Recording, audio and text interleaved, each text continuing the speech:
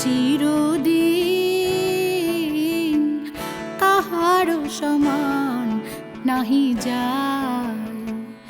আজিকে যে রাজাধিরাজ, কাল সে ভিক্ষা চায়, সমান নাহি যায়।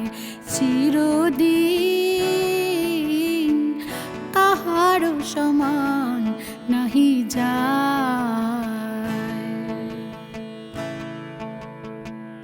অবতার শ্রীরামচন্দ্র যে জানকীর পতি, তার হলো বনবাস, রাবণ করে দুর্গতি।